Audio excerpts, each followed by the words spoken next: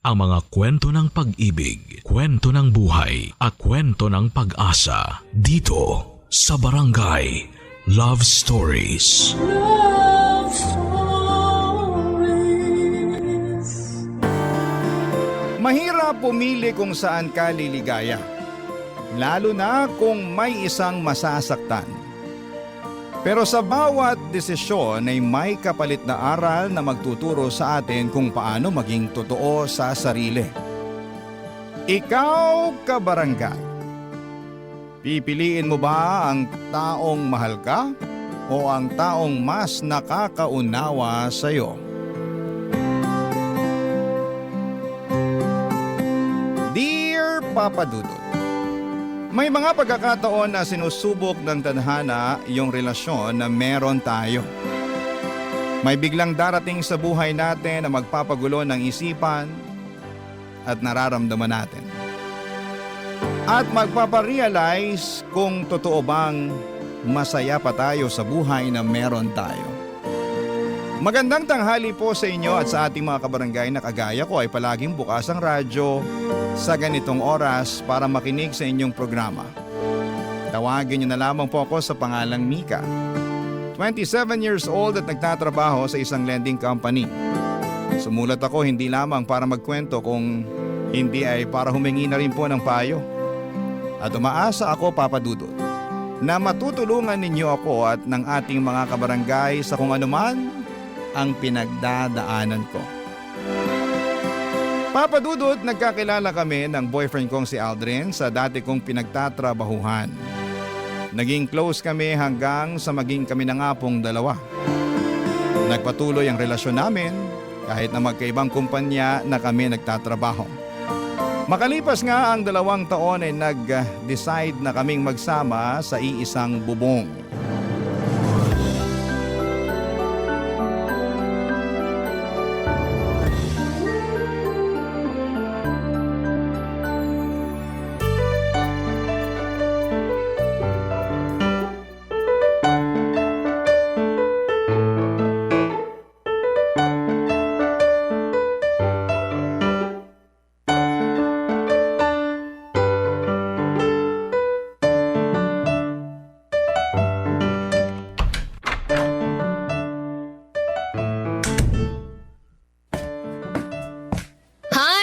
Nakauwi ka na pala. Oo. Ay, sa wakas. Nakauwi na rin dito sa apartment. Teka, bago tong sofa set dito sa sala. Ay, teka lang ha. Maglalabas ako ng juice at empanada. Sige lang, Han. Makaupo na nga muna dito sa sofa. Uy, lambot naman ito. Parang masarap matulog dito. Hindi ko binili yung sofa na yan para iwanan mo kung mag-isang natutulog sa kama natin sa kwarto, no? Joke lang naman yon. Siyempre, mas gusto pa rin kitang katabi sa kwarto, no? Ay, eto na nga pala yung juice at chicken empanada na merienda mo. Uy, thank you, Han. Sakto kasi nagugutom na rin ako, eh. Sarap nitong empanada. Saan mo nabili ito, Han? Anong saan ko binili? Ako ang gumawa ng empanada na yan, no? Pwede nga. Aba, ayaw mo pa talagang maniwala ah. Baka gusto mong silipin yung kusina para makita mo ang mga kalat ko dun. Dahil sa paggawa ko ng mga empanada na yan. Ito namang hani ko, hindi ka mabiro. Alam ko namang ikaw lang ang makakagawa ng ganito kasarap na empanada sa buong mundo eh. Oo ha? Ay, buti, hindi ka masyadong ginabi ng uwi ngayon, Han. Oo, di na muna ako nag-overtime. Medyo traffic nga lang kanina pero mas maaga ako nakauwi ngayon kumpara kahapon, no? Bakit pala bigla mong naisip bumili ng bagong sofa para dito sa sala natin? Nakakuha kasi ako ng malaking incentive sa opisina. Sakto na nakita kong nakasale tong sofa. Tapos mukha pang sobrang komportable na upuan tsaka higaan. Kaya binili ko na. Ano, nagustuhan mo ba? Ba, oo naman. Surprise ko yan para sa'yo. Kasi sinurprise mo ako sa oven na binili mo para sa akin nung nakaraang buwan. An, Di mo naman kailangan na suklian yung mga binibigay ko para sa'yo. Alam ko naman yun. Gusto ko lang din talaga na magkaroon ng bagong sofa dito sa sala natin. Tsaka karamihan kasi sa mga gamit natin dito sa apartment, ikaw ang bumili eh. Ano naman kung ako ang gumastos o bumili sa mga yon? Sinabi ko naman sa'yo dati pa, di ba? Lahat ng bibilin kong gamit mo na rin. Kasi magkasama na tayo sa iisang bahay. Mag-asawa na nga tayo halos sa mga mata ng ibang tao eh. Kasal na lang talaga ang kulang sa ating dalawa. Pakakasalan mo naman ako, di ba? Ano ba namang klaseng tanong yan? Oo, hindi lang naman ang sagot sa tanong ko eh. Tinatawanan mo pa ako. Kahit hindi mo itanong yan, alam mo naman na kung ano ang sagot. Nag-iipon lang ako ng konti at pagkatapos, pakakasalan na kitahan. At magiging totoong mag-asawa na tayo sa mga mata ng ibang tao, ng batas at ng Diyos. Papadudot, masasabi ko na responsableng tao si Aldrin. Totoo nga yung sinasabi nila na mas makikilala mo ang isang tao kapag nakasama mo na siya sa isang bubong. At nangyari yon sa aming dalawa. Wala akong naging pagsisisi sa bagay na yon. Kasi nung mga panahon na yon ay wala siyang ibang pinakita sa akin kung hindi puro kabutihan lang. Mula sa mga gawaing bahay na mas masipag pa siya kesa sa akin, hanggang sa mga gastusin na madalas na nanggagaling sa bulsa niya. Hindi naman nagkakalayo ang sweldo naming dalawa, pero mas gusto niya na siya ang gumagastos para sa apartment namin. Kaya lang nagbago ang lahat mula nang ma-promote si Aldrin sa trabaho niya. Naging mainitin ang ulo niya dahil sa trabaho na madalas niyang nadadala sa apartment. Naging dahilan yon ng madalas naming pagtatalo. Hanggang sa dumating sa puntong nagdesisyon muna akong umalis ng apartment at nakituloy sa bahay ng isang kaibigan ko para magpalamig ng ulo, Papa Dudut.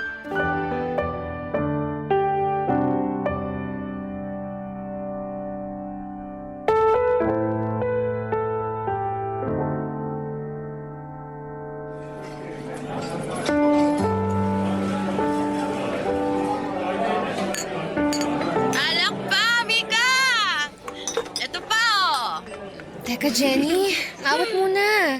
Ang dami ko na yatang nainom eh. Ano naman kung maparami ka ng inom ngayong gabi? Alam mo namang mabilis akong malasing, di ba? Ayun na nga ang maganda, Mika. Kapag nalasing ka, makakalimutan mo na yung Aldrin na yun. Uy, grabe ka naman. Hindi ko naman siya gustong kalimutan eh. Kung hindi, bakit bigla kang nagyaya na gumimik at magpakalunod tayo sa alak ngayong gabi? Gusto ko lang nakalimutan yung stress sa relasyon naming dalawa. Pero hindi naman ibig sabihin na gusto ko na siyang kalimutan o kung ano pa man.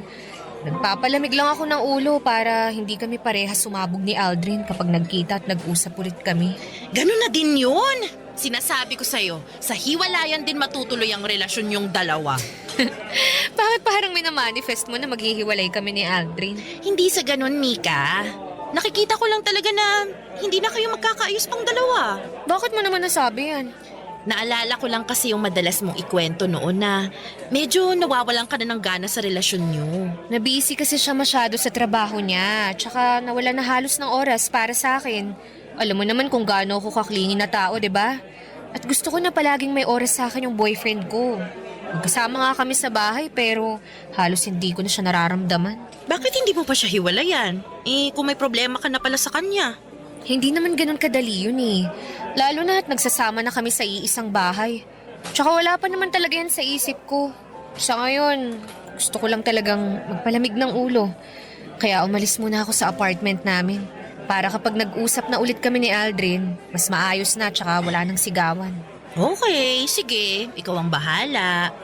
Pero Mika, alam mo, may napansin ako. Ano naman yun? You know, yung pogi dun sa kabilang table. Kanina patingin ang tingin sa'yo. Ha? Baka naman hindi ako yung tinitingnan niya. Naku, sure ako, 100%. Malapit ka na nga matunaw sa kakatitig niya sa'yo. Masyado ka lang malisyosa kaya kung ano-anong napapansin mo. Alam mo, mabuti pa... Mika! O ano? Kakagulat ka naman. Bigla-bigla ka nalang tumitili halos dyan. Papalapit na si Pogi dito sa table natin! Ha?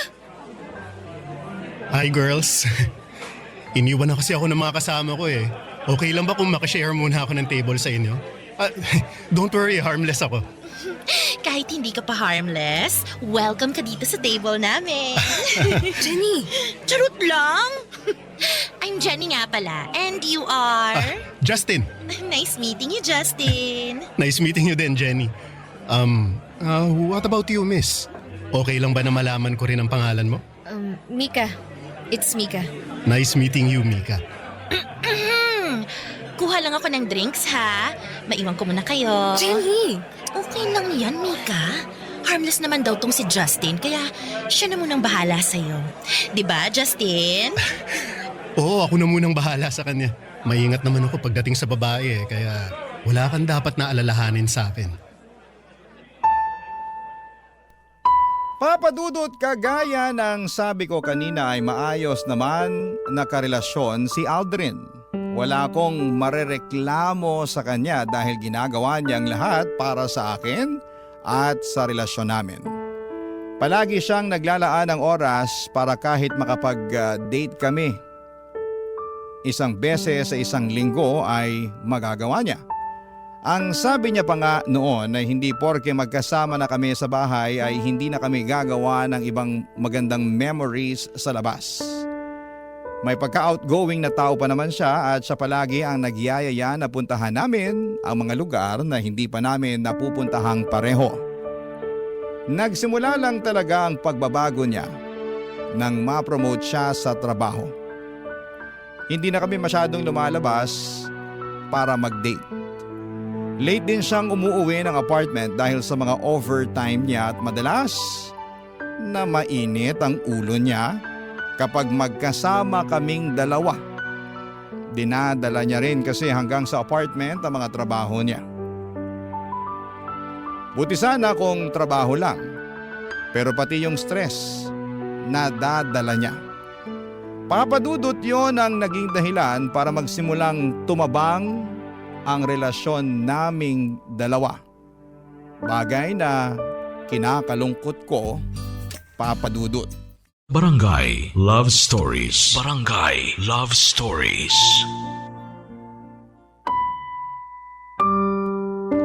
Papadudot, madali talaga akong malasing.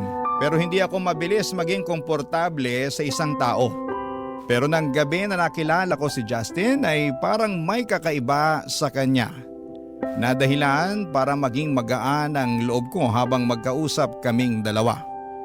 Kaya hindi ko napansin na napaparami na talaga ang inom ko ng alak noon. Siguro kasi ng mga oras na yon ay nagsimula nang lumabas yung stress sa relasyon namin ni Aldrin na naipon noon sa dibdib ko. Hindi ko nga napansin na umiiyak na pala ako habang nagkukwento kay Justin. Basta naramdaman ko na lamang na parang lumulutang ako pero gumagaan naman ang pakiramdam ko. Ganon talaga siguro kapag nailalabas mo na yung nararamdaman mong bigat at sama ng loob. Kahit papaano, Papadudod, ay nakakahinga ka na ng maluwag.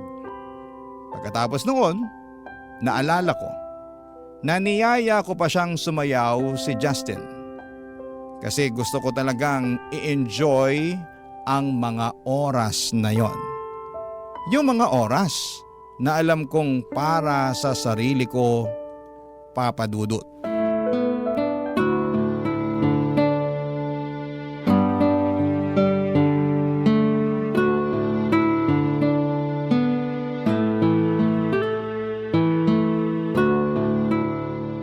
Grabe. Sobrang sakit ng ulo ko. Ano bang ginawa ko kagabi at ganito kasakit ng ulo ko? Teka, nasan ako? Bakit wala akong damit at kumot lang ang nakabalot sa katawan ko? Nasaan ang bag ko? Nasaan ang cellphone ko? Oh, mabuti naman at gising ka na, Mika. Ikaw? Anong nangyari kagabi? Wala kang naaalala sa nangyari kagabi? Magtatanong ba ako kung may naaalala ko? Nasaan ba ako? Nandito ka sa kondo ko. Kondo mo? Bakit mo ako dinala rito? Mika, relax. Mabuti pa kumain ka muna. Eto, may dala akong tray ng pagkain, kape at gamot para sa'yo. Sigurado kasi ako na masakit ang ulo mo dahil sa hangover. Sabihin mo nga sa akin, bakit mo ako dinala dito at anong ginawa mo sa akin? Ha? Ilalagay ko muna tong tray ng pagkain dito sa lamesa, ha? Okay. Bago mo ako pag-isipan ng masama, gusto ko lang sabihin sa'yo na kusa kang sumama sa akin dito. Ako? Kusang sumama sa'yo dito sa kondo mo? Oo, kahit tawagan mo pa yung kaibigan mong si Jenny. Nagaya na nga siyang umuwi kayo kagabi, kaya lang ang sabi mo, gusto mo pang uminom ng alak kasama ko. Sinabi ko yun. Oo, kaya inihabilin ka na lang niya sa akin. Pagkatapos, nung sobrang lasing ka na talaga at halos hindi ka na makatayo, hiningi ko na sa'yo ang address mo para maihatid na kita pa uwi sa inyo. Kung totoo yung sinasabi mo, bakit nandito ako ngayon sa kondo mo? Eh kasi ang sabi mo, ayaw mong umuwi sa bahay ng kaibigan mo. At ayaw mo rin naman na ihatid kita sa apartment yon ng boyfriend mo. Tapos tinanong kita kung saan mo gustong magpahinga. Ang sabi mo, dalhin na lang kita sa place ko. Kaya dinala mo ako dito para masamantala mo ang kalasingan ko, ha? Mika, ikaw ang unang humalik sa akin pagpasok pa lang natin ng kondo ko. Wala akong balak na masama sa'yo. Ang gusto ko lang makapagpahinga ka saglit dito sa place ko hanggang sa maging okay ka na. Kaya lang, naging mapusok ka, Mika. Hinalikan mo ako at pagkatapos, sinimulan mo na. Alam mo, tama na. Ayoko nang marinig yung tungkol sa mga yan. Kailangan ko na rin umalis. Nasaan ba yung mga gamit ko? Nandito sa may upuan. Inayos at tinupi ko na nga kasi kung saan-saan mo na lang hinagis yung mga yan kagabi. Justin, pwede bang lumabas ka muna para makapagbihis na ako? Kung okay lang naman sa'yo. Oo naman, ayos lang. Iwan muna kita dito para makapag-ayos ka na ng sarili mo. Pero inumin mo na rin yung gamot na nandyan sa tray para mawala ka agad yung sakit ng ulo mo, ha? Papa Dudut, hindi ako makapaniwala sa nagawa ko ng gabi na yon. Ang gusto ko lang naman ay magwalwal saglit, magpakalunod sa alak at makalimot sa stress sa relasyon namin ni Aldrin. Pero wala sa plano ko ang makipagkilala at mas lalong makipag one night sa ibang lalaki. Kaya naman sobrang gulong-gulo talaga ng isipan ko ng mga oras na yon. Nang makaalis ako ng kondo ni Justin ay tinawagan ko kaagad si Jenny at kinumpirman niya na totoo ang mga sinabi ni Justin. Ilang beses daw akong niyaya ni Jenny na umuwi na kami pero ayaw ko pa daw. Kaya iniwan na niya ako kay Justin. Doon ko rin nagsimulang maalala ang ilan sa mga parte ng kwento ni Justin. Na ako talaga ang humalik sa kanya at naging mapusok ng gabi na yon. Isang linggo pa ang lumipas ay nag-decide na akong umuwi ng apartment namin ni Aldrin. Nag-usap po kami ng masinsinan at ng araw na yon ay nagkaayos din kaming dalawa, Papa Dudut.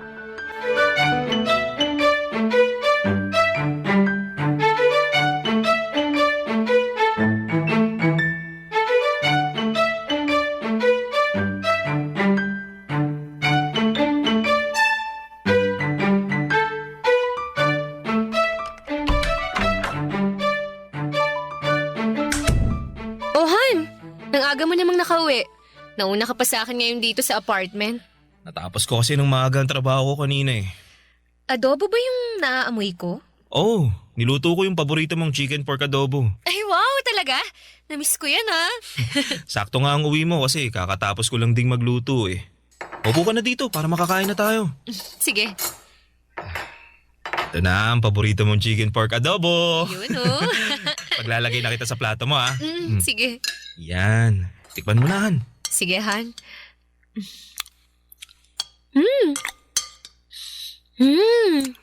The best pa rin talaga yung luto mo. Sira na naman ang diet ko ngayong gabi.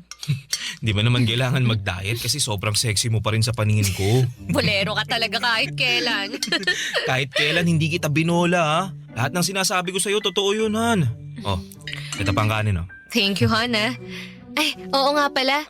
Holiday na next week. Saan mo gustong pumunta? Sakto, anniversary natin yun. Sa malapit na lang siguro Han. Kahit mag 2 days staycation na lang tayo. Bakit 2 days lang? Naka-long weekend tayo pareho, di ba? Eh wala kasi kaming long weekend eh. Cancelled yung dapat na vacation leave namin next week dahil may mga report kami na kailangan tapusin. Pero triple pay naman yun kaya okay na rin. Hindi yun okay. Kasi ngayon lang tayo hindi makakapag out of town sa anniversary natin. Pasensya na talaga, Han. Pero makakabawi naman ako next month. Pwede na ulit kaming makapag-vacation leave nun. Sana nga. O siya, kain na lang tayo. Baka mawalan pa ng lasa tong niluto mong adobo.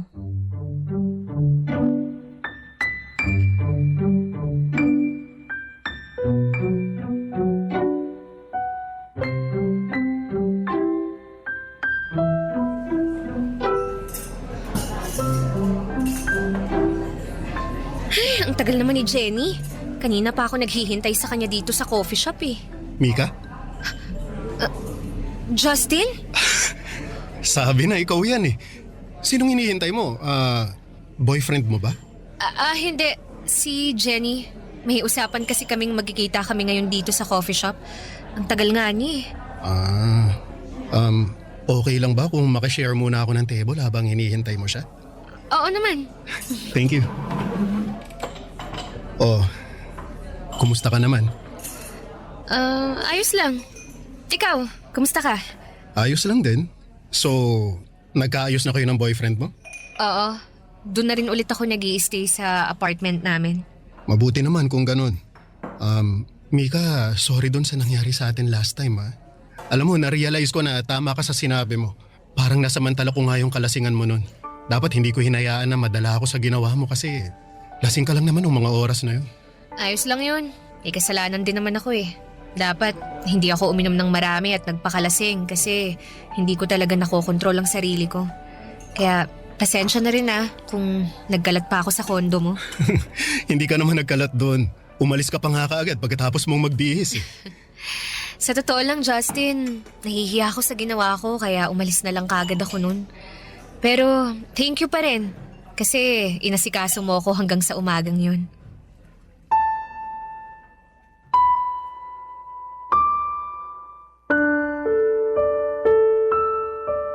Papadudot naramdaman ko ulit sa gaan sa pakiramdam ko ang naidulot ng pag-uusap namin ni Justin ng mga oras na yon. Sa totoo lang, pagkatapos ng huling pagkikita namin ay may mga oras na hinahanap-hanap ko siya. Hindi ko lang ini-entertain yung nararamdaman ko na yon kasi alam ko na mali talaga. Pero sa muling pagkikita naming dalawa ay parang bumalik lahat ng pananabik na nararamdaman ko para sa kanya. Sakto pa na hindi ako sinipot ni Jenny ng araw na yon kaya mas mahaba ang naging oras ng pag-uusap namin ni Justin. Marami kaming napagkwentuhan kasama na ang tungkol sa relasyon namin ni Aldrin. Naalala niya raw kasi yung iako ng gabi na magkasama kaming dalawa. Nararamdaman niya raw ang pagod at stress ko ng mga oras na yon. Akala nga daw niya ay tuluyan na akong makikipaghiwalay kay Aldrin. Pero sinabi ko na ayoko na ring basta tapusin ang ilang taon na relasyon naming dalawa, Papa Dudut. Barangay Love Stories. Barangay Love Stories. Papa Dudut, naging madalas ang pagkikita at pag-uusap namin ni Justin noon. Hindi na lang tungkol sa relasyon namin ni Aldrin ang mga topic naming dalawa. Mga random topic na minsan nga ay wala ng kwenta pero pinag-uusapan pa rin namin. Nang mga panahon na yon ay naging mas busy naman si Aldrin sa trabaho. Kaya mas madalas ko pang ang kausap si Justin. Mas marami akong oras sa kanya kahit si Aldrin ang kasama ko sa bahay. Minsan nga ay pinupuntahan pa ako ni Justin sa opisina. Niyayaya niya akong magkape bago ako umuwi. Sa kanya ko naman nakukwento ang mga stress ko sa trabaho. Doon ko nagsimulang maramdaman na nagsisimula ng magkaroon ng espasyo si Justin sa puso ko. Sa maniwala kayo at sa hindi ay sobrang pinipigilan ko po yun. Kaya lang kasi nagsimula ng maibigay sa akin ni Justin ang mga bagay na hindi na ibibigay sa akin ni Aldrin noon. Ang atensyon, ang pag-aalaga, at oras niya, Papa Dudut.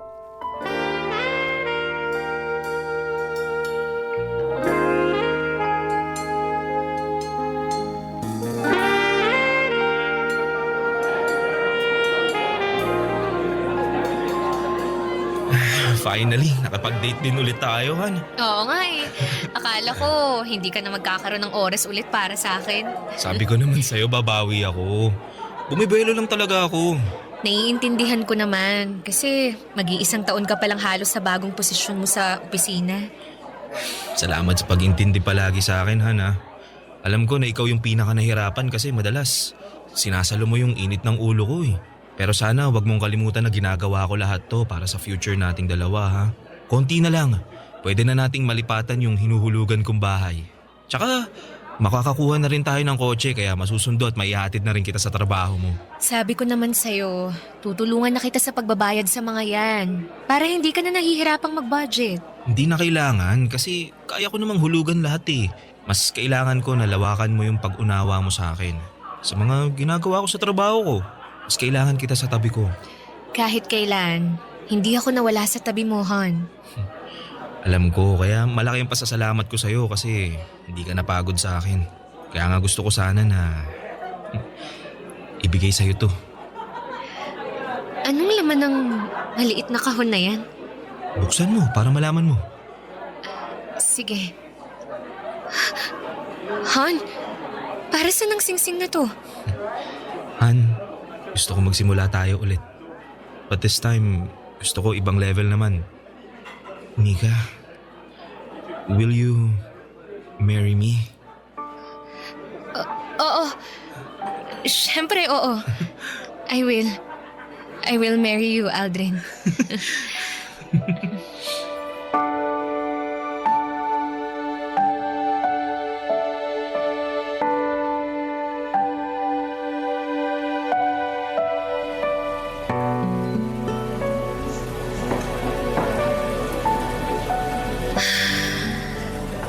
Oh, bakit ang lalim naman ng buntong hininga mo? Tapos, kanina mo pa tinitingnan yung engagement ring mo. Wala lang. Wala lang, pero kanina ka pa napapatulala dyan. Magkwento ka na, dali. Makikinig ako. Anong chika yan, girl, ha? Wala naman akong chika, Jenny. Pwede nga. Oo nga. Okay lang naman ako. Okay. Sige, sabi mo eh. Ako na lang ang magtatanong para may pagchikahan tayo. Bakit parang hindi ka masaya na ikakasal ka na? Ha? Bakit mo naman natanong yan? Halata kasi sa mukha mo habang nakatitig ka dyan sa engagement ring mo. Tsaka, hanggang ngayon nga hindi mo pa rin pinopost o di kaya sinostory man lang sa social media yan eh. Kaya aminin mo na sa akin, may gumugulo talaga ngayon sa isipan mo, no, Mika? Sige na nga. Sasabihin ko na ang totoo. Jenny, para kasing hindi na ako sigurado kung gusto ko pa ba talagang magpakasal kay Aldrin eh. Ayan na nga bang sinasabi ko? Matagal ko nang nararamdaman yan. So, nahuli mo na ba siyang may ibang babae kaya ayaw mo nang ituloy ang kasal? Walang ganyan, Jenny. Kahit kailan, hindi ako niloko o sinaktan ni Aldrin. Ah, okay. Bakit biglang nagbagong isip mo? Hindi ko na kasi nakikita yung sarili ko na siya yung kasama ko habang buhay eh. Pakiramdam ko kasi hindi niya na ako maaalagaan ng maayos. Masyado siyang focus sa trabaho. Oo, alam ko na para sa aming dalawa din yun. Para sa akin o sa future namin. Pero hindi lang naman kasi yun ang kailangan eh. Kailangan ko rin ng presence ni Aldrin sa buhay ko. Gusto kong maramdaman na nakafocus siya sa akin at hindi lang sa future naming dalawa.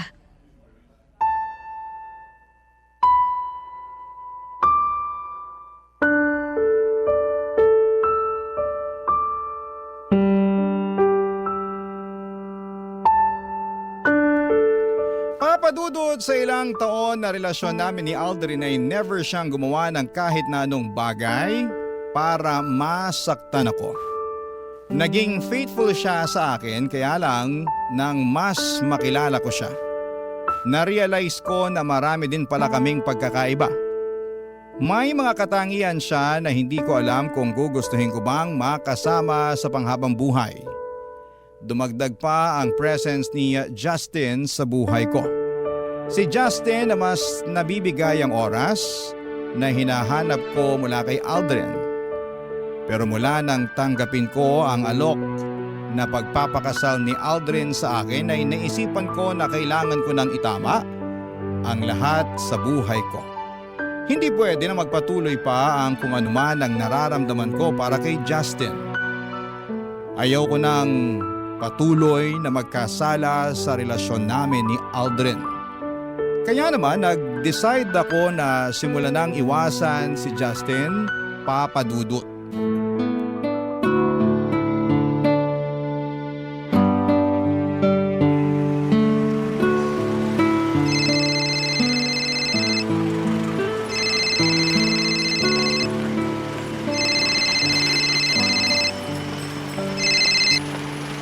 Oh, Han, napatawag ka. Itatanong ko lang kung pauwi ka na. Oo, kakalabas ko lang ng opisina namin. Bakit? Malilate kasi ako nang uwi sa apartment eh. May meeting pa ako ng 7 o'clock mamaya. Ganun ba? Pasensya ka na ha. Hindi kita masasabayan na mag-dinner. Ayos lang yun, Han. Nag-order na nga rin pala ako ng food para sa dinner mo. Pinakiusapan ko na lang yung kapitbahay na i-receive yung order kapag wala ka pa. Thank you, Han. Pero dapat hindi mo na ginawa yun. Pwede naman akong bumili ng pagkain bago ako umuwi eh. Pambawi ko man lang kasi ang sabi ko, sabay tayo magdi-dinner ngayon, di ba?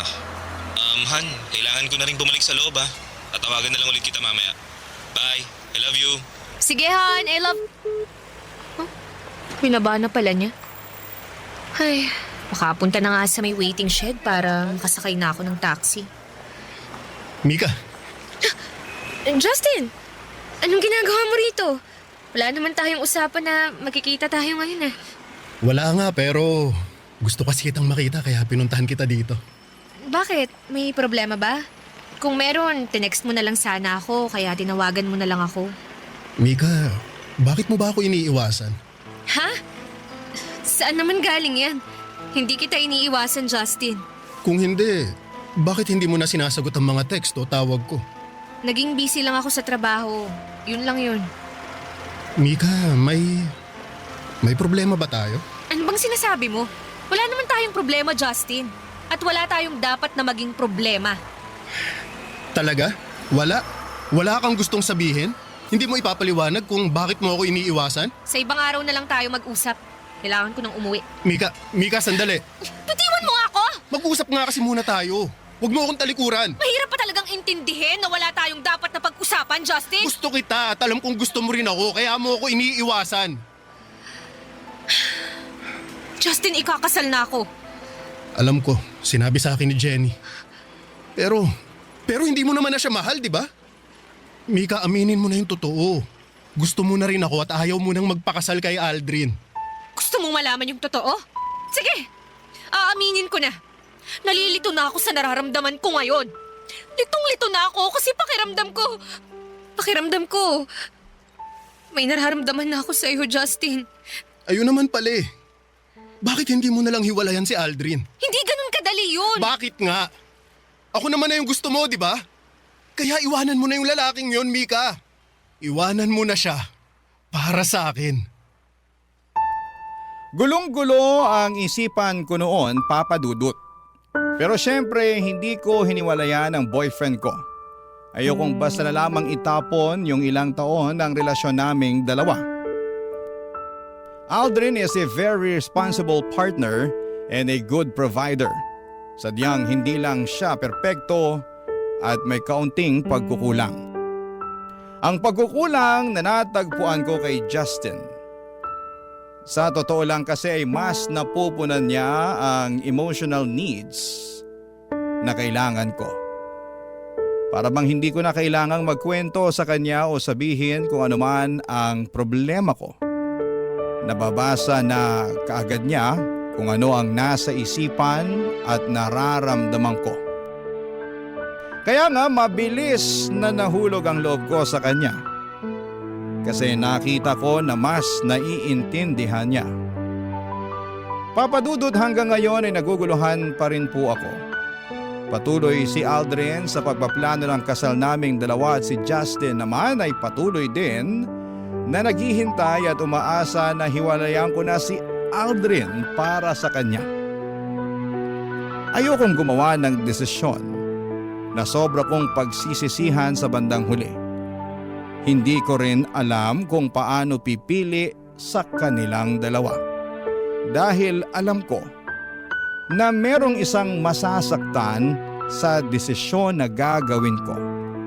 Hanggang dito na lamang po muna ang sulat ko at sana'y makarinig o makabasa ako ng mga komento sa ating mga kabarangay na makakatulong sa kung anuman ang pinagdaraanan ko. Ang inyong kapuso at kabarangay, Mika. Nalilito pa rin sa live ang ating kabarangay. Ano kaya ang maipapayo mo sa kanya? Ibahagi mo yan sa ating comment section para mabasa rin niya.